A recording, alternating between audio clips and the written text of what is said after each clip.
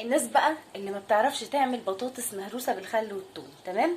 نركز شويه كده مع بعضنا ونشوف البطاطس المهروسه اللي بالخل والثوم اللي هي اصلا اساس المخللات والسلطات والمقبلات التحفه اللي بتفتح النفس.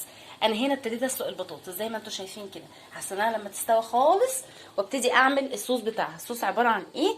هنا قرنين فلفل كبار مع توم، تمام؟ وحطيت ملح علشان احنا في تكايه رهيبه بتتعمل لما بتحطي ملح على التوم والفلفل بيتهرى بسرعه، يعني ايه، بيتدق معاكي بسرعه، تمام؟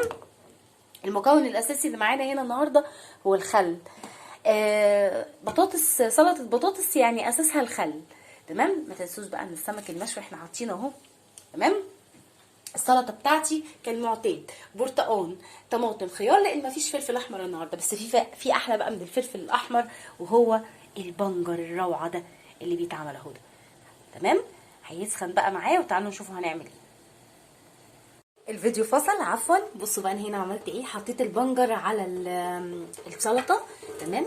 هي ليه مش ملونه؟ لان البنجر حطيته من فوق الوش. ادي كده طبق السلطه جاهز، السمك معانا موجود اهو جاهز، البطاطس ابتديت اطلعها زي ما انتم شايفين كده، وهبتدي ان انا اهرسها بالشوكه، وهحط عليها الصوص اللي هو الفلفل دوت بالخل بالملح بالشطه. ثواني وراجع لكم. بصوا بقى بنفس الهون اللي احنا كنا لازم تتهرس كده بالشكل ده، ههرسها بلون وارجع لكم تاني. بصوا احنا كده هرسناها خلاص. ننزل بقى هنا بقى بخل، يعني ايه، هتحطي بتاع حوالي كده ربع كوبايه خل، تمام؟ وانا كده كده حاطه لها ملح. شايفين انتوا التوابل دي اهو، طلعت انزل بيها هنا، تمام؟ وابتدي ان انا اخلط كل ده مع بعض كده اهو زي ما انتوا شايفين.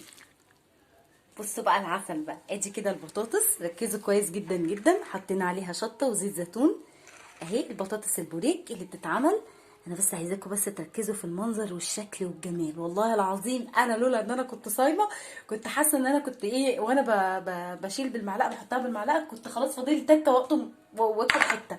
فطبعا قلت ربنا الحمد لله طبعا ربنا لحقني وايه ونجدت نفسي. سمك، سلطه، قرن الفلفل ده ملناش علاقه بيه، بس اهم حاجه على فكره في التكايه دي هي دي الوجبه اللي مع السمك.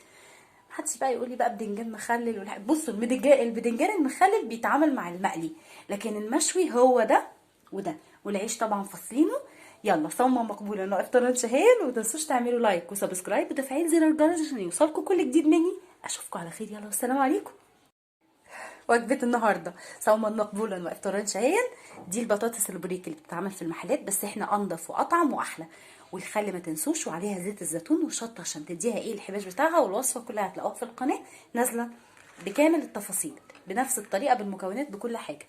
البنجر، سلطه البنجر مع الخيار مع الطماطم مع ايه تاني، مع البرتقان ده اساسي، مع السمك المشوي اللي محشي قلبه. طلعوا كده، هاتوا لنا كده قلبه كده، عشان انا كام مره يقولوا لي